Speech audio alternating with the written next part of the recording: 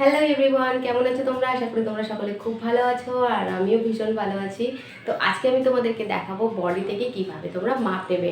Body measurement কিন্তু খুবই প্রয়োজন সেলাই শিখতে গেলে, আর এটা আগেই তোমাদেরকে জানতে হবে। তার জন্য কিন্তু আমি কামিজ সেলাইয়ের আগেই তোমাদেরকে নিয়ে চলে এসেছি বডি মেজারমেন্ট। তো বডি মেজারমেন্টটা দেখতে হবে কিন্তু তোমাদেরকে পুরো ভিডিওটা, না হলে কিন্তু তোমরা শিখতে পারবে না। তাই স্কিপ না করে পুরো ভিডিওটা দেখতে থাকো।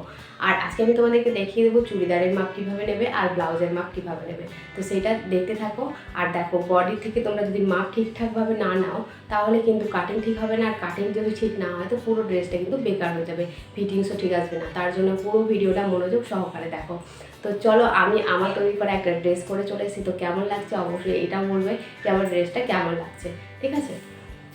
তো চলো আমি তোমাদেরকে দেখিয়ে দিই কীভাবে আমরা বডি থেকে মাপ নেবো। তো যখনই আমরা কামিজ সেলাই করবো তখন যে কাস্টমার আসবে সেই কাস্টমারকে কিন্তু আমরা সোজাভাবে এইভাবে দাঁড় করিয়ে রাখবো, একদম সোজাভাবে। এইভাবে কাঁধটাকে নামিয়ে দিতে বলবে না, একদম জাস্ট সোজাভাবে দাঁড় করিয়ে দেবে। আমি নিজের ওপরে দিচ্ছি কারণ আমার এখানে কেউ নেই, তার জন্য আমি নিজের ওপরে তোমাদেরকে নিয়ে দেখাচ্ছি। তো প্রথমে কি করবে, আমাদের যে দেখো এই যে এখান থেকে ধরবো, ধরে কিন্তু নেবো আমরা লম্বার মাপ। তো লম্বাটাকে আমরা ঠিক ফিতেটাকে এই বুকের ওপর দিয়ে নিয়ে গিয়ে কিন্তু আমরা নেবো লম্বার মাপ। তো কাস্টমারকে অবশ্যই জিজ্ঞাসা করবে, তার ইচ্ছে অনুযায়ী কিন্তু লম্বার মাপটা নেবে, ঠিক আছে? কাস্টমারকে জিজ্ঞাসা করবে কি কতটা লম্বা সে নিতে চায়, কাস্টমার যেটা চাইবে সেটাই কিন্তু নেবে। এখানে মাপ কোনটা লিখবে, যেটা তোমরা মাপটা নিচ্ছ সেটাই কিন্তু লিখে নেবে। এখানে কিন্তু লুজ নেওয়া দরকার নেই। আমরা যখন কাটিং করব তখন তোমাদেরকে দেখিয়ে দেবো যে কতটা কোন মাপে কতটা লুজ নিতে হবে, ঠিক আছে?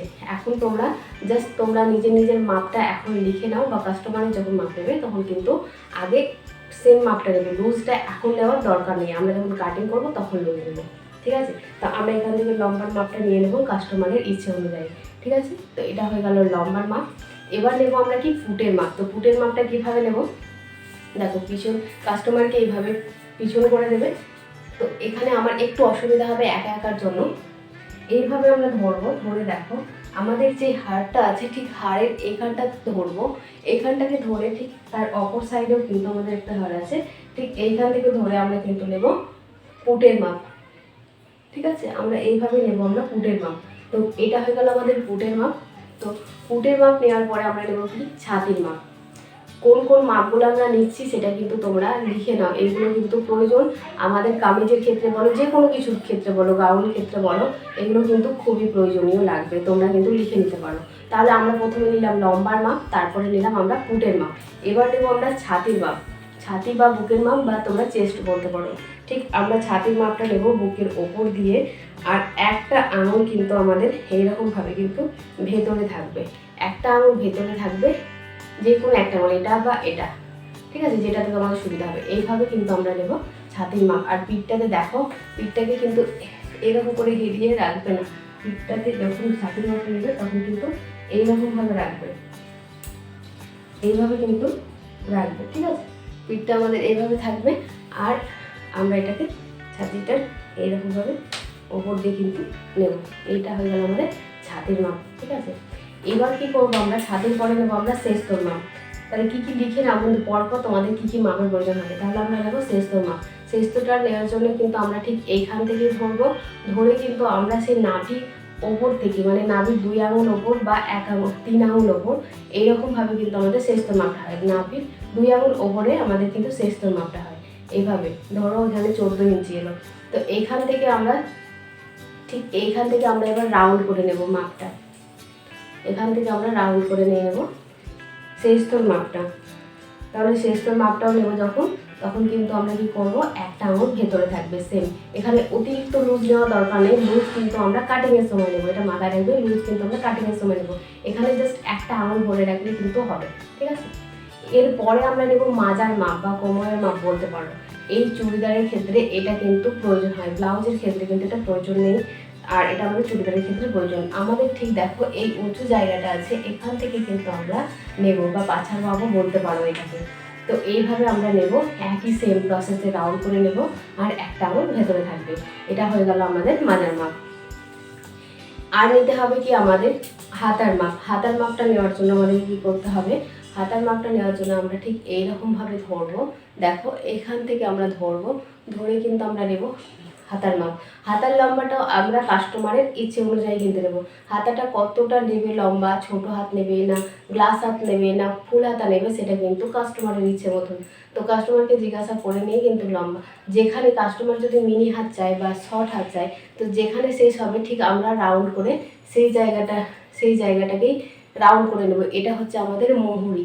মাথায় রেখো, যেটাই যতটুকুই হোক না কেন, ধরো হাত আমাদের গ্লাস হাত হলো, তো গ্লাস হাত যতটা লম্বা এলো ঠিক সেই জায়গাটা আমরা রাউন্ড করে নিয়ে নেবো, সেটা হয়ে গেছে আমাদের মুহুরির মাপ।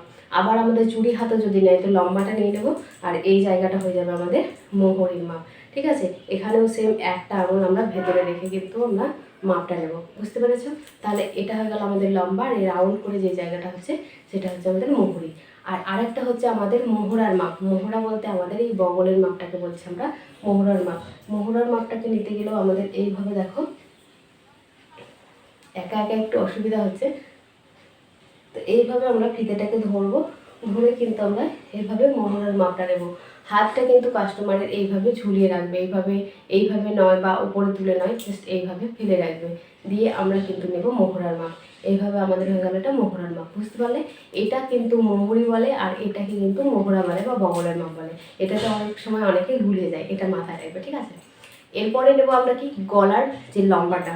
গলার লম্বাটা নেওয়ার জন্য অনেক, দেখো এখানে সেম একই রকমভাবে এখানে ধরবে, ধরে কি করবে, গলার লম্বাটা তোমরা এভাবে নিয়ে নিতে পারো, সমান সমান এভাবে সোজাসুজিভাবে, বা এভাবে কোনাভাবেও কিন্তু তোমরা লম্বাটা নিতে পারো। ঠিক আছে, এবার যার যেরকম ইচ্ছে, কাস্টমারের ইচ্ছে মতন হবে। এখানে যেমন আমার গলাটা আছে 7 ইঞ্চি, কেউ 8 ইঞ্চি নিতে পারে, কেউ আরও ছোট নিতে পারে, যার যেটা ইচ্ছে হবে সেটা। এগুলো যখনই মাপটা লিখবে তখন কিন্তু একদম মোহরা, মুহুরি, ছাতি, শেষ তো এইভাবে লিখে নেবে। তারপরে তার সাইডে সাইডে কিন্তু মাপগুলো লিখে নেবে। হ্যাঁ, যেটা আমাদের হচ্ছে সেটা লিখে নেবে, তাহলে কাজ করতে সুবিধা হবে, নাহলে কিন্তু মিস্টেক হয়ে যাবে। আর আগে কি করবে, আমরা যেটা করি খাতাতে আমরা কিন্তু কি প্রথমে একটা নাম লেখালেখি জায়গা রাখি, ডেট লেখার জন্য জায়গা রাখি, তারপরে লিখে নিই লম্বা, কোমর, শেস্ত, ছাতি, মাজা, হাতের লম্বা, গলার লম্বা, সমস্ত কিছু কিন্তু পরপর লিখে রেখে দিই। আগে সেটা লিখে রাখবে, কারণ কি মাপ নেওয়ার সময় অনেক সময় মিস্টেক হয়ে যায়, কিছু না কিছু ভুলে যায়। তার জন্য এগুলো লিখে যদি রাখো তাহলে কিন্তু মনে থাকবে কি আমাদের কী কী মাপ লাগবে। ঠিক আছে, তোমরা এইভাবে কিন্তু আগে লিস্ট তৈরি করে রেখে দেবে, পরপর আগে থেকে লিখে রেখে দেবে। কাস্টমার আসবে যখন তখন পরপর তার সাইডে সাইডে লিখে দেবে, এটা তোমাদের সুবিধা হবে।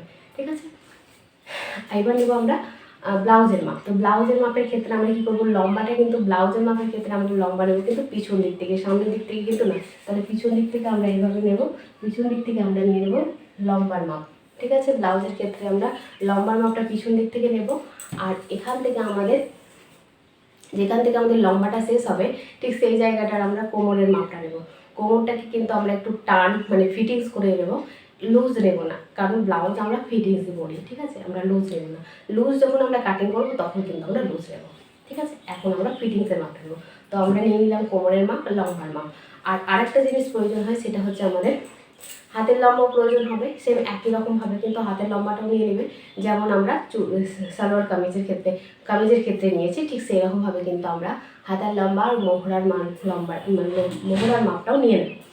এবার কি করবো, আমরা পয়েন্টের মাপ, যেটা এক্সট্রা লাগে সেটা হচ্ছে আমাদের পয়েন্টের মাপ।